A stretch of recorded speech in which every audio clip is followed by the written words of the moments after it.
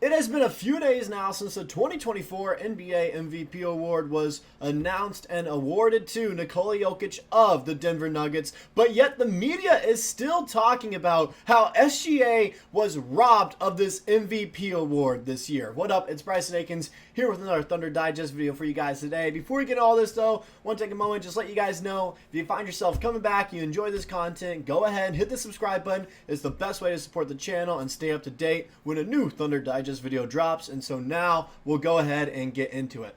Now, we've talked about it before, and there's a lot to talk about in the game last night especially, but when I've been looking all over Twitter, Instagram, all over the Reddit pages, every form of social media I can find, everyone is still talking about how last night's game also showed that SGA should have been the MVP, and the media is also talking about it as the media is sounding off on the MVP award and how it was awarded to Nikola Jokic instead of the likes of SGA and even Luka Doncic, who had better stats than all these players. And like I said before, you guys probably saw it in a comment or in one of the last videos how I mentioned I would have been fine with Luka winning it over SGA. It's just the fact it was Jokic who didn't have the type of season that SGA had, who didn't have the type of season that Luka Doncic had, who didn't have the type of season that even Giannis had. And so that's what really got me, is it was the fact that Jokic won it over all those guys when I didn't even have him having a top 3 season this year. And the media had to talk about that too. The media had to talk about it as we look here right now. This was Stephen A. Smith. Nikola Jokic did not get my vote. I'm happy for him, but there's a brother this year that I think has been vastly ignored. I still feel that SGA hasn't been appreciated enough. Stephen A. Smith on Shai Gilgeous-Alexander not winning MVP. And I gotta agree with you, Stephen A. Smith. I feel like some of the reason, I don't want to put the blame on the entirety of the media not covering the Thunder, but this is one of the prices you pay with being a small market team. I know OKC is not the largest city when you compare them to the likes of Denver, Boston, even Dallas. Dallas is a huge city that people often forget how big it actually is. It's one of the largest metropolitan areas in the United States. And so, of course, when you play in those type of markets in LA and New York, all those places, of course you're going to get more media attention. The Thunder barely had any nationally televised games this year, and one of them was against the Spurs. That's not going to help out your case for MVP at all when the entire world is watching you go against a rebuilding team. It doesn't help your case at all. And so I kind of agree with Stephen A. Smith to a point in that the fact that he didn't win the award and the fact that the media wasn't covering him enough is the reason that it went into him not winning the award. That's really confusing what I just said there. Sorry about that. But to break it down, what I pretty much said there was the fact that we didn't get a lot of media coverage is one of the main reasons SGA didn't get all these votes for the award, which you can agree to a point. Sure, media coverage does help, but you have to have those type of games that stand out. And frankly, SGA did. Game winner against Denver, Tide turning and one against the Timberwolves earlier in the season, game winner against the Knicks late in the season. It's stuff like that that shows off how you should be MVP, and he did rise to those occasions in those key moments. Another tweet that I saw was from a former NBA player, Rashad Phillips. A 25-year-old leads a bunch of college-age kids to a #1 seed while he averages 30 points, 53% field goal percentage, and 2 steals. The NBA MVP has become the most watered-down award in all of sports. His fan base and the Oklahoma City Thunder franchise deserve a better outcome. Then he decided to reply to that saying, Michael Jordan won 5 MVPs doing this, but with Shai is where they've drawn the line. Now, you've heard me do all these Michael Jordan comparisons throughout the season, throughout this channel's history. And anytime we talk about SGA and his case for MVP, you look at those past seasons compared to Jordan and how they're so similar, how it's a historic season for Shai. And you got to be thinking after that, too. Shai was the best defensive player out of those 2 finalists. And the voters talk about how they value defense and they value the stats when voting for the award and how defense still plays a value. But lately, the MVP just feels like it's an offensive award. That's what it feels like. And so that's what it kind of got me leaning into thinking of like, if that's the case, let's see how he fared against previous award winners that had had these performances offensively, but not necessarily defensively. That kind of leads into it. SGA is on par with legends when you look at his season and what he did this year stat-wise. And the first one I got to bring up real quick before we get into comparing him to these legends is just StatMuse putting this out. SGA this season, 36-6-2, first in 30-point games, most 30-point games since 2019 Harden, leading the NBA in steals, top 3 in ISO and transition points, best player on the 1 seed, MVP snub,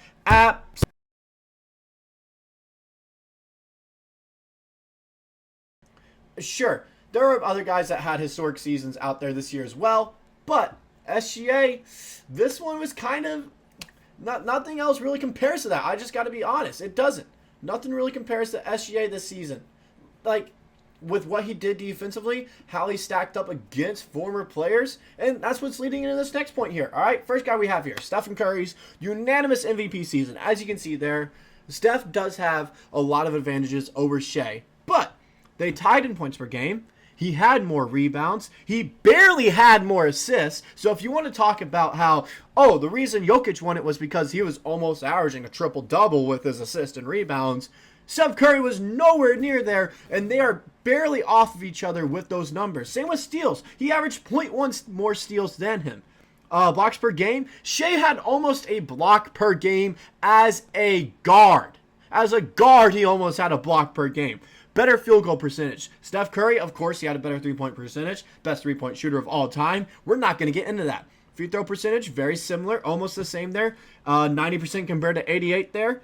When you look at it, very similar seasons. Very similar. The only reason Curry has that edge a little bit is because the stats are just slightly better. They aren't even better by a whole number. They're not better by 1. It's by 0.5, 0.3, 0.2 that they are better. And so when you look at it, Steph Curry, unanimous MVP that season. SGA almost has the same stats. Why is he not unanimous MVP then? That's what gets me. When you put him on the likes of that guy, it's the same, almost the same exact season, but yet he only gets 15 first place votes. That's what doesn't make sense to me with the voting and why he didn't win. Then also, you guys saw with StatMuse, all right, comparison to James Harden. Let's compare him to James Harden MVP season, which was also considered a historical season, all right? Let's look at it. As you can see there, SGA has an advantage. He played more games. He only averaged 0.3 less than Harden. Rebounds per game, he averaged more just by 0.1. Assists per games, Harden did have more. Yes, he did. We're not going to deny that. By almost 3, as you can see there. Steals per game, SGA averaged more. Blocks per game, once again, averaged more. Not by a lot, though.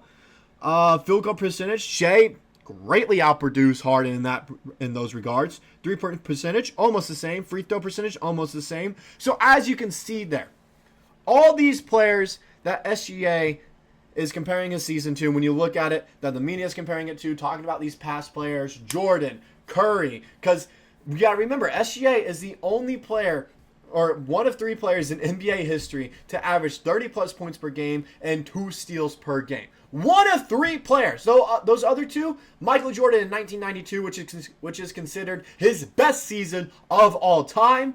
And then also Steph Curry in 2015 when he was unanimous MVP.